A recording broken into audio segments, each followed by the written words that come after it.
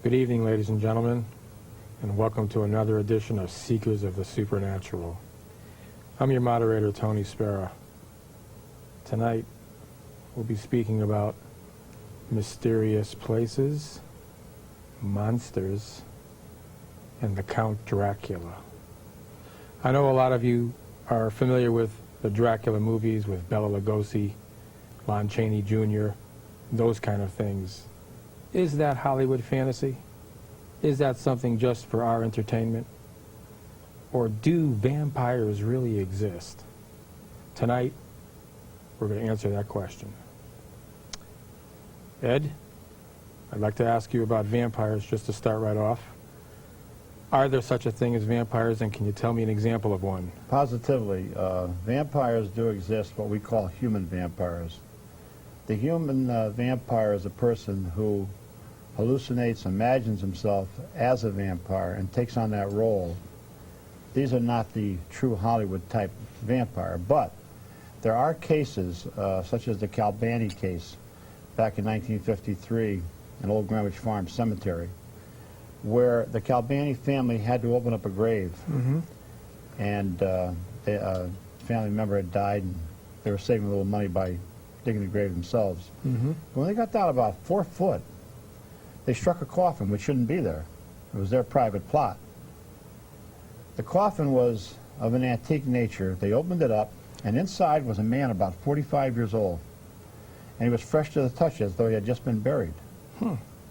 Now, the law states that even though it's your plot in the cemetery, you can't exhume the body until you get a court order. Well, it took about a week to get that court order. In the meantime, the mother of the family went back and had the ground consecrated. And then they dug up the grave again, and this time, when they opened it up, inside was a corpse that looked as though it had been buried for many, many years, just a skeleton.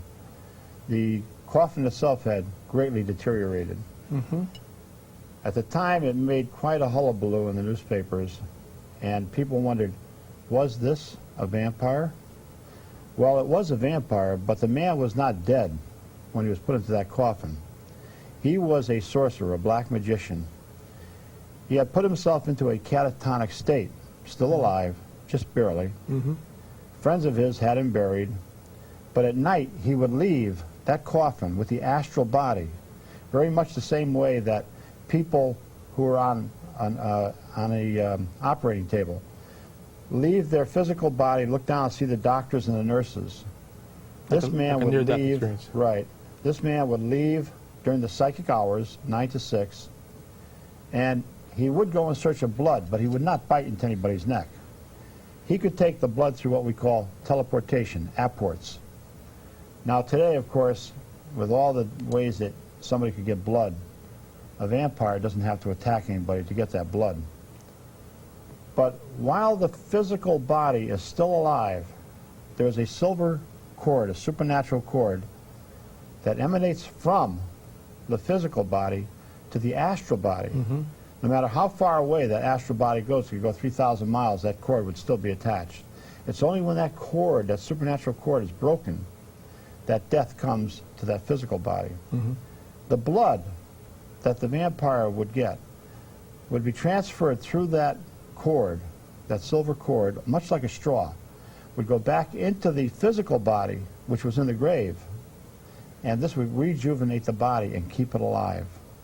That's a true vampire today.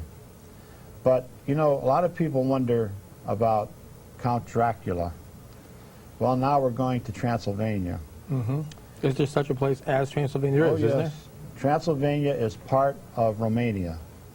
It's in the Carpathian Mountains. In fact, we want to plan a trip probably next year going to the Carpathian Mountains and seeing what's left of Dracula's castle. Oh, wow. And I want you to come with me, Tony. Okay, I'm game. And we will be on an exploring trip there. And I had a very dear friend we did, Dr. Devendra Varma from India. He had traveled all over the world in search of vampire cases and had written many books, to the extent that he was knighted by the Queen of England for his work in that. Dr. McNally and Dr. Florescu, two professors here in America, had spent 15 years in Romania looking for Castle Dracula. And when they finally found it, which was high up in the Carpathian Mountains, it was in such a remote area that very few people ever go there. Dr. McNally, looking for this castle, had told Lorraine and I that he was so stunned by what they had found and a little shaken up that he didn't really go into the castle ruins because it's high up about maybe 1,000 feet up on top of a mountain. Yeah, A it cliff. says the first year that he found it, he never entered that entered it. castle. His son, in fact, after all the years of research, his son entered the castle for the first time before he did, because it had such a negative, profound effect on him. Now, there was a real Count Dracula, yes, Vlad Tepes, who lived during the 14th century. He was a very cruel, very, very cruel man. It's said that he had impaled something like 10,000 enemy soldiers. And when the Turkish army was coming to invade his part of Transylvania, when they seen this, they said, "This man is mad. We're not attacking his castle." And they turned around and went back again.